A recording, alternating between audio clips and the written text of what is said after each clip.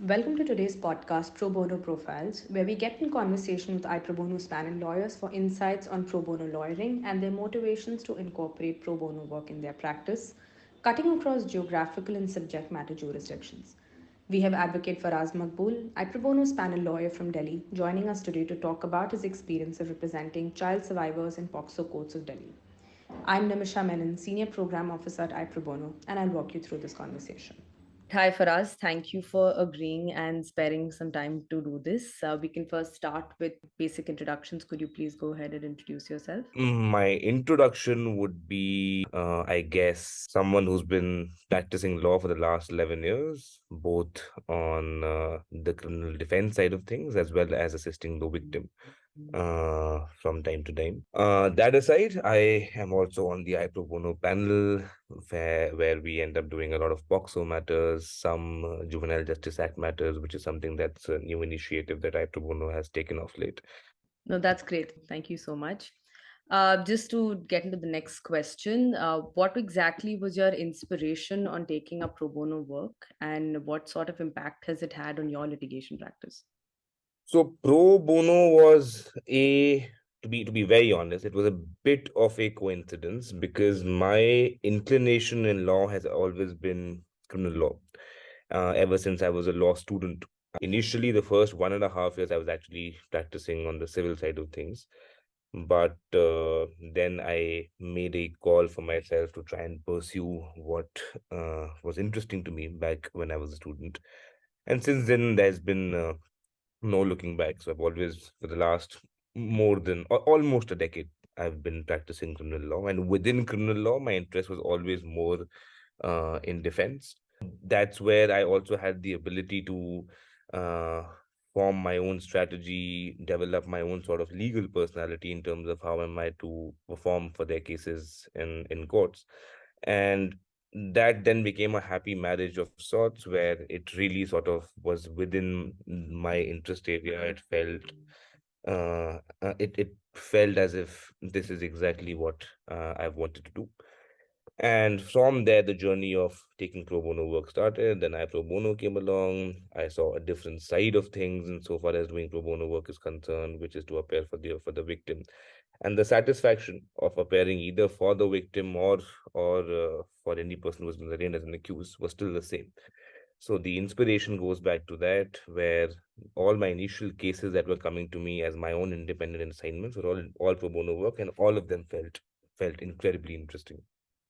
Thank you. That's really great to know. And especially since most of your practice has been on the defense side, it's great to know that there was some sort of a difference when you started doing more cases for the prosecution. So I'll Right. quickly segue into the next question that we have is considering that regularly you've been practicing only on the defense side, do you think you have to wear a different hat when you prosecute a case for the prosecutions or when you represent a victim on behalf of the prosecution or when you represent a child victim in a POCSO case? For sure. So one has to wear a different hat. The approach is entirely different. One when you're appearing on side of the defense as opposed to appearing for the prosecution. So when you're appearing for the victim, the approach, the perception of the judge, sorry, is entirely different. You have this fictional almost presumption of being right, of appearing from the right side, so to speak, and therefore everything that I'm saying is taken with more credibility. I mean, it's not doubted upon, and there is just this. It's almost as if there is a halo on top of my head. You accordingly have to manage the case. You have to temper expectations. The push that I'm able to make sometimes when appearing for a child victim in a POCSO case is more in terms of what is permissible in court, whereas it's slightly more calculated and measured when I'm appearing for the defense. The way I see it for myself is that there are two people who live inside me, and I have to keep shuffling between them. And the one thing that really helps in doing that is having an innate ability to compartmentalize. So when I'm appearing for a child, or as opposed to appearing for an accused, be it in a POCSO case or otherwise, you have to focus on the task at hand. You have to be married to the brief that you have in that moment. Nothing else matters. You are only a counsel who's appearing in that matter in that moment. So nothing that I have been in the past in terms of even in cases that may have similar facts, and nothing that I may be in future for other cases that may come my way should matter. Therefore, I mean, just to summarize, you have to, for sure, the approach is different because the perception around you is different. You have to have the ability to be two different versions of yourself when donning either hat, right? How sensitive do you think the POCSO courts have been in totality from the inception of the POCSO Act? What are the sort of changes you've seen from its inception to now, and what are the possible changes you would like to see in the future? Firstly, I think this legislation came about in our country very late. I mean, it's only 2012 that we finally had an act for children, which is pretty late, in my opinion. But the kind of progress that one saw initially from 2012 onwards, or at least insofar as my journey is concerned, from 2015 onwards, that was pretty rapid. It felt as if the courts had a new found child-centric approach.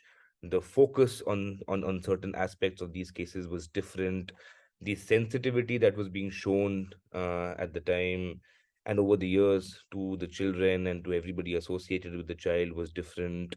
The speed at which the trials were progressing was a really refreshing change where it felt as if things are not as prolonged as they normally are with other cases. Right now, as in November 2023, is that it feels that there's been a bit of a lull, that we haven't really done a lot in terms of change, in terms of bringing new things, in terms of rebooting, revamping what we've had for a while, to try and get new things in place, to try and make progress from where we were, let's say 3 years, 4 years down in the past. Whatever we've had for the last 10 years, that is there to stay.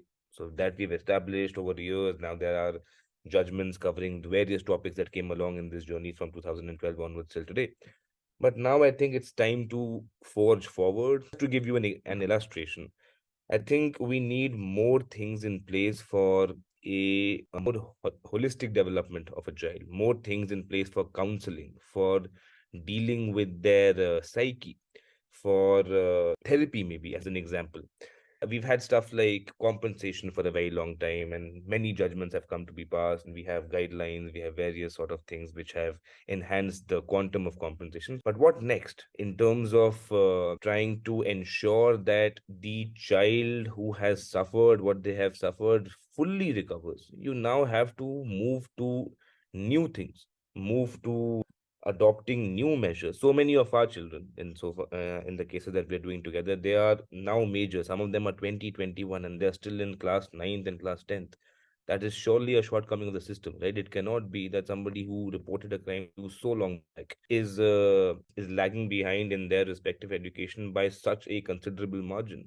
So many of them are also doing odd menial jobs after we lose control, or after the place where they have been lodged in the shelter when they leave the shelter homes, where their current situation may not be the best. And I think all of that comes from something that is lacking within the system in terms of a overall development of these children, to ensure that they actually recover fully from what had happened to them, and are able to then build something valuable of their lives, which every child has that opportunity. So why shouldn't they? Great, thank you. You've been working with iProbono for a very long time. In 2022, you represented a child victim of sexual abuse with 80% intellectual disability. Can you tell us a little bit about the key challenges that you faced and the different types of skills that you had to employ while effectively ensuring that there was effective representation for that child victim? And was iProbono able to assist you in any way throughout that entire process? In terms of how that experience was for me, and whether I had to deploy new skills or other skills that even I didn't know I had at that time, the answer to that is yes. The situation is very different. For someone like me who has never faced such a situation in my personal life, also in terms of having any such interaction with anyone, it was a very new thing, and it was learning at the task actually, because no matter how much you read up on these things and how prepared you go, ultimately you have to have the ability to mold your behavior and adapt in terms of what happens in those in dealing with that child.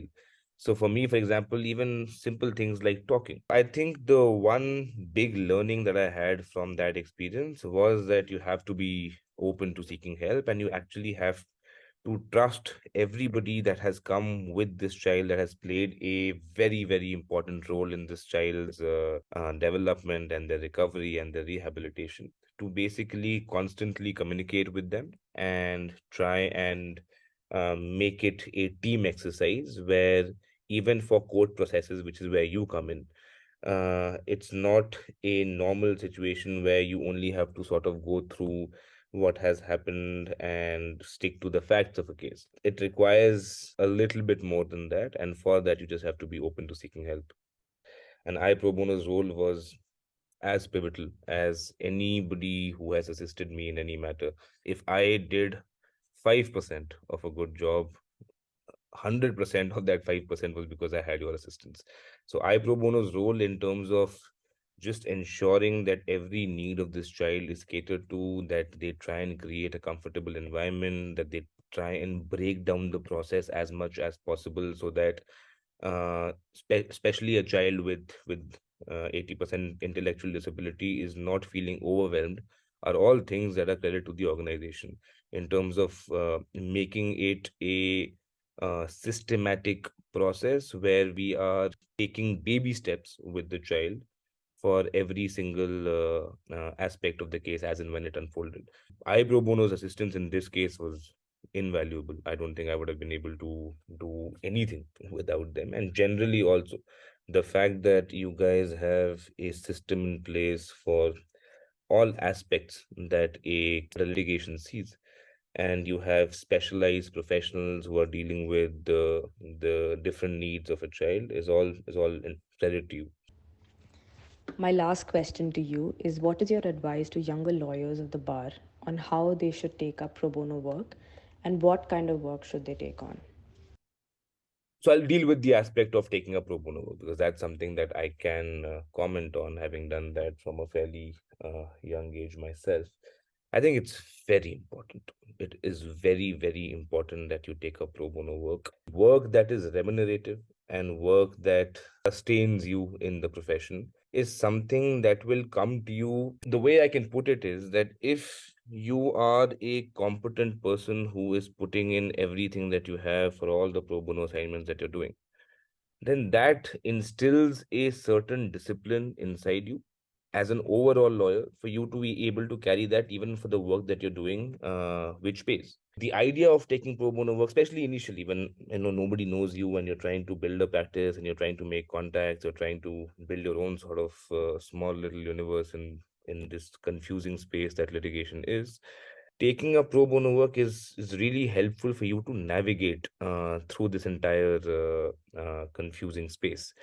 And like I said, if you're able to do that work with the right amount of dedication, with the right amount of focus, it just contributes in a massive manner to the lawyer that you ultimately become. And then it makes no difference as to whether the work that you're doing is pro bono or paid for. You will just be a good, competent lawyer handling a particular matter and giving your best to that matter. What we should avoid is a tendency to be transactional, because litigation can do that to you, where you would feel that for everything that I do, I must have a tangible reward that I can connect to it. And that approach I feel is wrong. Insofar as my personal journey is concerned, I've had a lot of privilege. I come from a lot of privilege. I've been blessed with things that, frankly, I don't deserve.